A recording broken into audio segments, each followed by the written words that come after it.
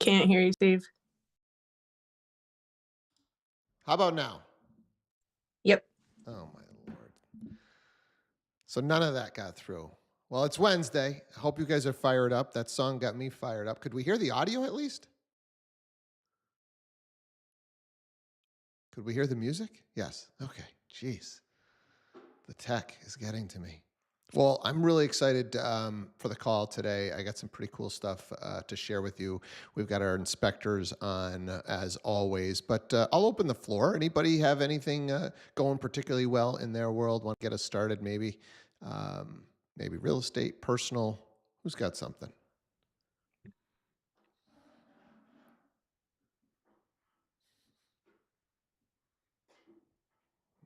I love it when your lives are just rocking and rolling. Well, I'll tell you what's got me fired up.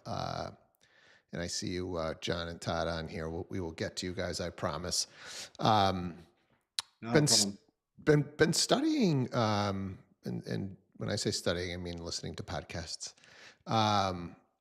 regarding neurobiology and some of the parts of the brain and what they do and how we can control that stuff. And probably been on this journey for a couple of weeks now. The Huberman podcast I've mentioned a couple of times, I think just does the best job of breaking this stuff down. And I learned about a piece of the brain called the anterior mid-cingulate cortex, AMCC, anterior mid-cingulate cortex. We have two of these on the lower back part of your brain, I believe, is where they are.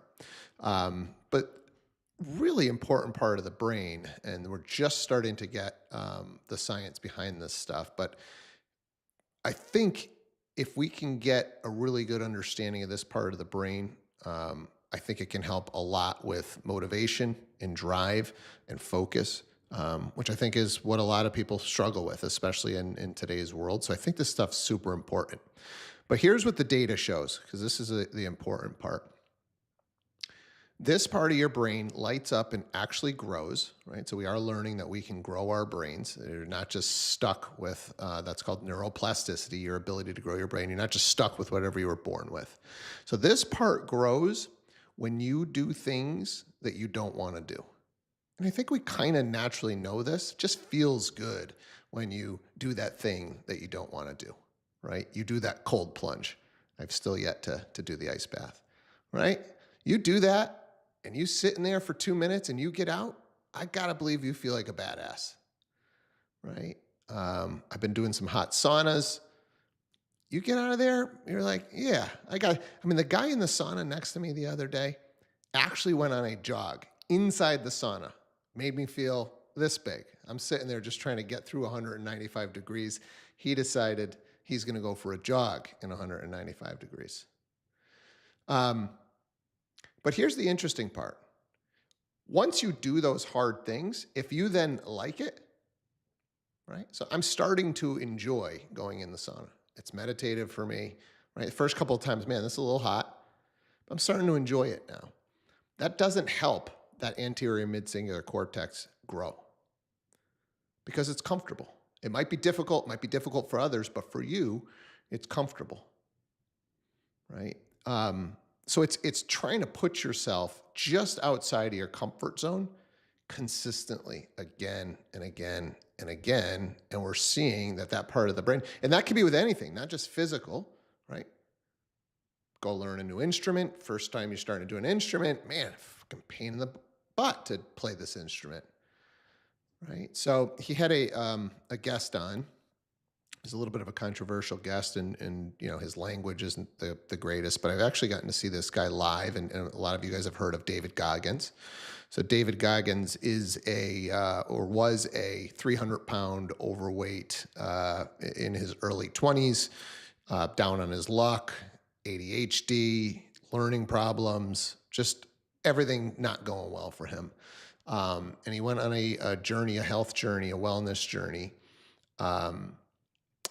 That's gone really well for him. He's written a couple of books now. He's a motivational speaker.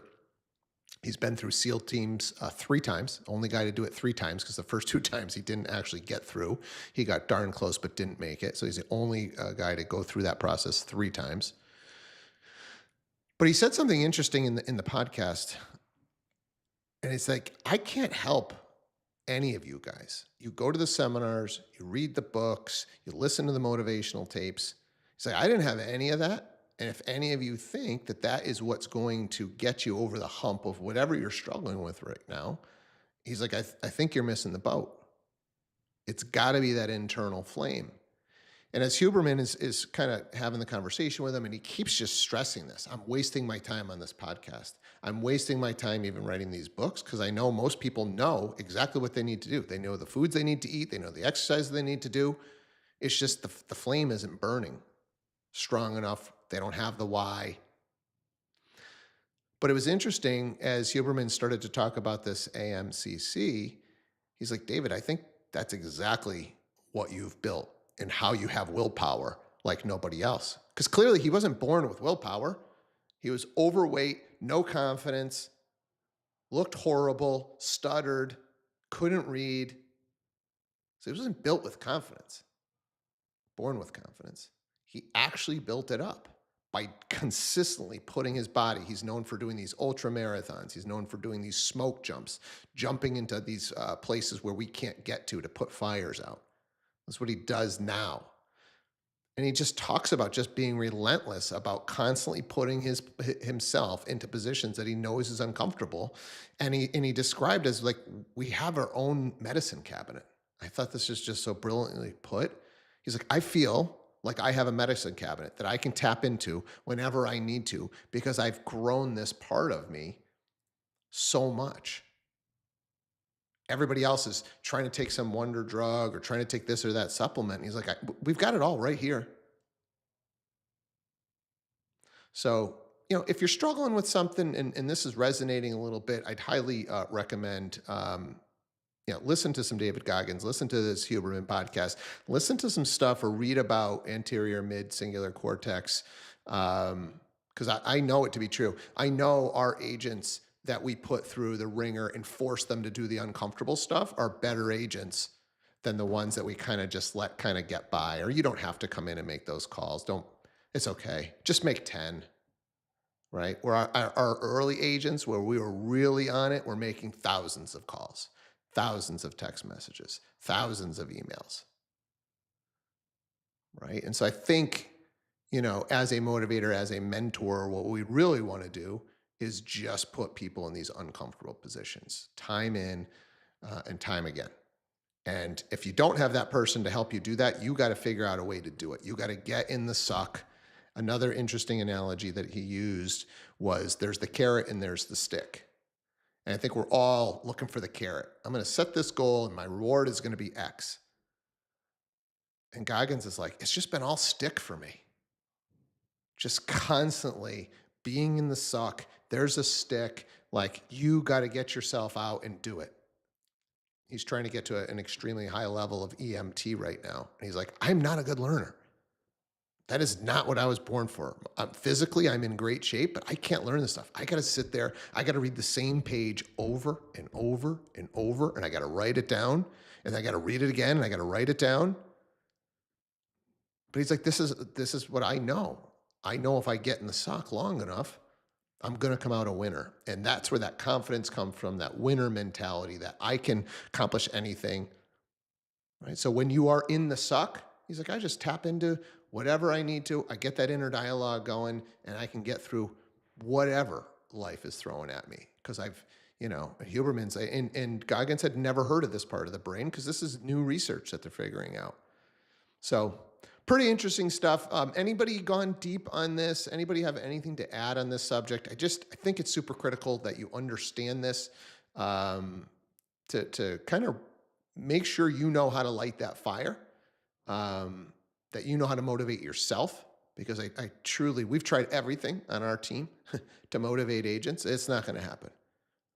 And that's kind of what Goggins is saying. He's like, I feel like I'm just wasting my time putting this stuff out there because if you don't spend the time with yourself in your own thoughts to figure out the why and make that candle just a little bit brighter, keeps burning until you got a fire raging in there. He's like, when you listen to me, I sound like a psychopath because my fire is burning so strong inside that most people can't relate. So a little bit of a tangent today. It just, I think this stuff is so important, and I hope it helps you, and I hope you can do something with it. Maybe it's hitting you at the right time. So, any thoughts?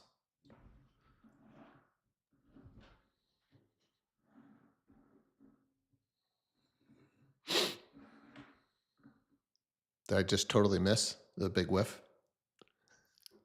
No, not at all. Great takeaway. No, I think there was just so much to it that I have so many thoughts on it. Yeah. I think for us in leadership roles, whether that's you're a leader of the real estate team that we built here, whether you're a leader in your household, whether you're a leader, at your church or your, community, um, neighborhood, wherever it is, if you are trying to help, I think the biggest thing that you can do to help is get people to spend some time with their own thoughts to figure out how big is that fire and how do they get that thing to light up? Because after listening, it was I don't know, 2-hour episode, Huberman Goggins. I think he's right. And we've tried it all, right? So I kind of is really resonating that like we've tried to motivate agents, or it's just like either agents come in and they are motivated and they have their why and they're going to go crush it, or it's just very easy to get up and go, why make the calls today? I'll make them tomorrow. And he's just at the point where he's like, I'm in super shape right now. Why do you still need to go run 100 miles in a day? Because the minute he said, and this is what the research shows, he's like, I don't love getting up and running 100 miles. Still sucks today. And I've done it thousands of times. I don't love running. I do it because I know that the willpower and the motivation and that fire that's burning comes from doing the stuff that sucks. And I don't ever want to go back to being that person that I was. We can stay here for a bit, or we can just move on to home inspections. Any other thoughts, questions, something resonating? Hey, you know what? I've been studying this too, and here's what I've learned, and I'd love to share with the group, anything like that.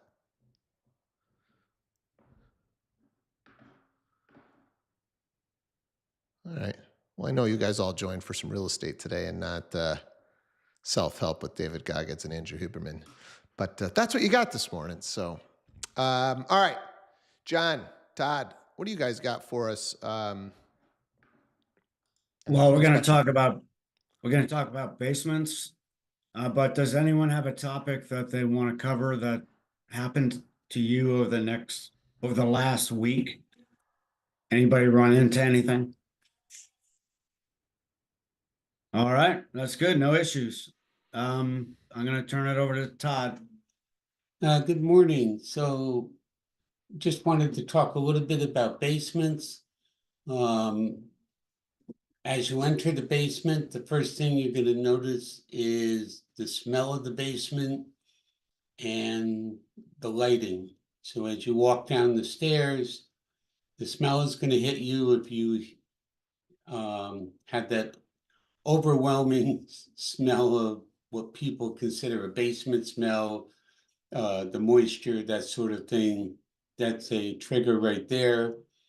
Lighting, and then the first thing I do is walk around the basement and just see what's there. I mean, it's a very simple first brush of what you're going to actually be looking for in detail. But the biggest thing is the smell when you walk down there, musty and that sort of thing. And I think every agent can understand that if the house has been closed up for a while, almost every basement's going to smell musty because you need air exchange. So the best thing an agent can do is open the doors and air it out a little bit before the clients come in the inspection. But the inspection is visual. We will see if there's any cause for the moisture and that sort of thing. But that's your first brush. That's the first thing you're looking for, and the first thing you're using your senses for as you go into the basement. And then you can Todd, get I want to pause there for a second. We hear about when you got the high levels of oh, why am I drawing a blank? Where you got to put the vent in your basement. Radon. But radon, right? So, hey, let's get the radon out with one of those ventilation systems. Has there ever been, or is anybody doing any kind of new construction where there's just a ventilation system built into the basement? You know, to help with like that aeration and you know, just like you do with your attic. Is there any kind of systems that are just like, hey, this is kind of coming, this is new technology, but you know, I don't know, just throwing it out there if you guys have heard of anything. It almost seems like it might make some sense to just normally ventilate a basement. What they're doing is stubbing it up so they can tie into it for the new construction, is typically what we've seen. So for like radon, they'll have a spot in case you do get radon that you could tap into. Is that what you mean? Yes. Okay. Yes. But no like thoughts of just like generally we should ventilate our basements. That's not a thing. Not typically. I always think, you know, anytime you can ventilate a space and get fresh air moving, but almost to answer your previous question, almost every new construction has a stub out for a radon unit in the future. As most houses, new construction, they have an area where they're going to put a sump pit, even though they may not install it, but during the construction, they'll build it, because during construction, it's nothing to just to put a form in there and leave it open, or put a small piece of PVC through the slab and just leave it there. But the radon is a different issue because you can't see it, smell it, or anything like that. So that's very different than the musty odor. And the radon is self-contained. So you're not taking air out of the basement, you're taking air from underneath the slab. So it doesn't do anything for the ventilation in the basement itself. There are some on the market, some ventilations for the basements, and all they are is a fan that brings in fresh air in the basement, and they exhaust it almost like a the heat exchange systems, that sort of thing. But just for everyday ventilation, you want to get the humidity out, and that's the best way. It's just ventilation, just air exchange. All right, I interrupted you there, but I was just curious. Go ahead. Basement. Yeah, I can't hear what he's saying. He's said, go ahead. So Trying to. after you do your first brush in the basement, then you can start looking for the details, the stairs you go down, the railings, the set of stairs, are there guard railings? Are you gonna fall and trip off the stairs? Are the risers all the same height? And typically the last step may or may not be a full step. If they put a floor in the basement, you want to bring that up to notify the clients. And then what's in the basement? Is it the heating system, the air conditioning, is the laundry down there? Are they going to be carrying laundry baskets up and down the stairs? That's a little different viewpoint than if the basement is just for storage and it's an occasional use. And then you can get into the heating system, the domestic water system, the well system, or the water main coming in. The electrical system is typically down there, and the foundation, and the girders, what's holding up the house. And there's so many different things to look at in the basement. But the biggest thing for me, from the agent side, is use your eyes and use your senses to understand what needs to be looked at later. It's amazing how much the first brush will give you what you need to focus on. I know, I think kind of maybe we take this down a direction of like some of the oddities that kind of come up and kind of get your thoughts on when these things come up, how big of a concern are they? I'll kind of kick it off with efflorescence, right? When we get the whitening on the concrete walls, which is my understanding, it's like, all right, we've got some dampness coming into the walls, then it dries out and it leaves the kind of the salts behind. As long as there's no structural damage to the walls, should anybody be concerned about seeing efflorescence? Obviously it means that your foundation's getting a little damp. What else, or should people be thinking about there? The biggest thing to understand with the efflorescence is, yes, it's moisture coming through the walls, not water. It's not, you're gonna see water stains. It's just moisture coming through the walls, and yes, you're right, it evaporates and it leaves the minerals behind. Most of the time, there's nothing you can do about that because you're not gonna dig up the entire and excavate the whole foundation and re-waterproof the exterior. What I recommend if I see that is to, number one, look at it, make sure it doesn't become worse. Number one is put a dehumidifier in the basement, and usually that will keep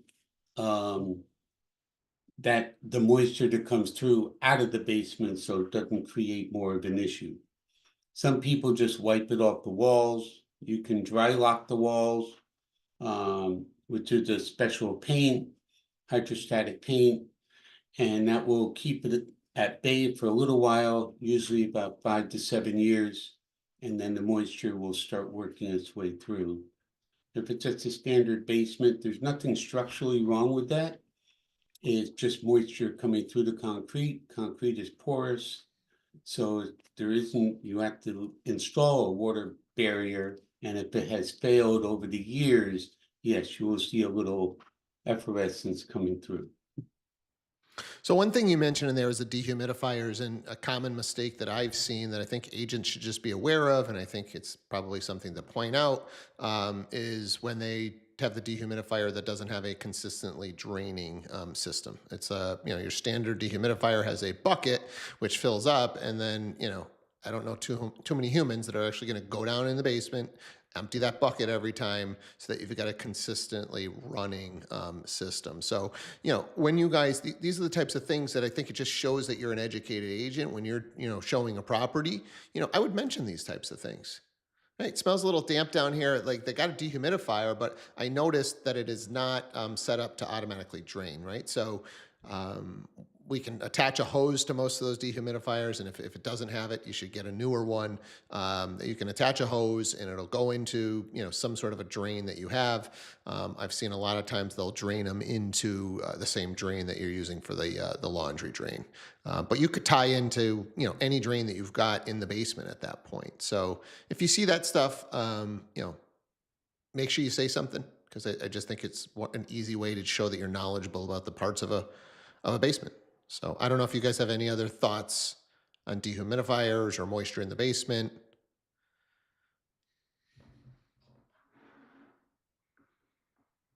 Any other issues with moisture? And the other thing, Todd, I'd love to hear your thoughts are on is those vapor barriers, right? So sometimes you will see a basement that is studded out, it's got insulation, then it's got vapor barrier. Yay or nay, right? Now we're trapping moisture behind that vapor barrier. So what are your thoughts there? There's a lot of things that well, I go back to the best thing is the ventilation and air movement. Yes, dehumidifier will get the humidity out of the basement. The insulation, if it's installed properly with the vapor barrier always facing the heating side, will do exactly what you want it to do. A lot of people put the vapor barrier in backwards in the basement, but that's not really going to make a long-term effect as long as you got dehumidification and airflow in your basement. And as I said, just smell. The other thing I want to bring up is if you see a dehumidifier in the basement, yes, turn it on, make sure it works, make sure the bucket is empty. All the new dehumidifiers have little pumps in it, so you can run a little plastic hose anywhere you want. People empty the buckets, and I say this to the clients all the time. You'll empty the bucket every day for the first week, and then you're gonna forget, and then you might as well not have it. So buy the ones with the little pump, you can run it from one side of the house to the other, it doesn't matter, the little plastic tube just drains anywhere. And then it will make a big difference in the quality of the air and the longevity of the house itself. Anybody have any questions so far on what we've covered, or comments, or hey, I saw this, or this happened on one of my inspections?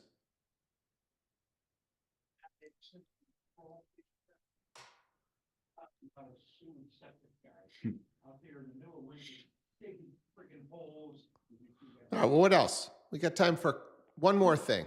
Give us one more piece of knowledge on our basement inspection.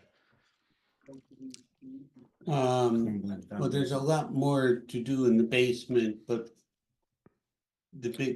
just to reiterate, it's the ventilation. And maybe next time we'll get into much more of the foundation part of the basement, and especially in Connecticut and Massachusetts, the crumbling foundation that has to be addressed, and what you're looking for and how we can bring that up. And I'll go through all those details in our next episode. Yeah, I think maybe one of the things I'd like to cover is, should anybody be concerned with the different types of foundations, right? So maybe we cover, you've got brick, you've got block, you've got fieldstone, you've got obviously poured, do you have any particular thoughts? To me, as long as they're all, structurally sound, they can all serve the purpose. And a lot of times those older ones, they've been there for, 100 years. So what are we really concerned about? But love to get your thoughts on some of that next week. Sounds good. Yeah. All right, guys. Appreciate you guys tuning in today. Little sidetracked this morning, a little bit of a rant, but hopefully there was some value in there for you. And I would love to hear from you guys. Like, hey, I know we don't always speak up on the call. Shoot me a message on the side. Hey, we'd like more of that, or hey, that did hit home. I didn't have any comments, but I would love feedback on how much of that stuff do you guys like kind of dribbled in here versus, hey, this is a real estate call. Let's keep it real estate. So to me, all of this stuff affects our ability to go out and do our business. If we're not right mentally, I don't think we can show up and do our job. I don't think we can be the husband that we want to be, the brother that we want to be, the father that we want to be, unless mentally we feel confident in ourselves. So I do believe it starts there. So thank you, Amanda. Appreciate your comment. So let's take a quick look at what we have for training available today. Let's see, two different trainings available: the Investor Agent Playbook, Close More Transactions and Build Wealth, and Facebook and Instagram Listing System. I don't think I've seen this one show up, so that's an interesting one. So like I always say, if you take one of these trainings, take a few notes, come back to the morning call and share what you learned. Appreciate you guys. Let's go crush our Wednesday, and we'll do this again tomorrow morning. Take care.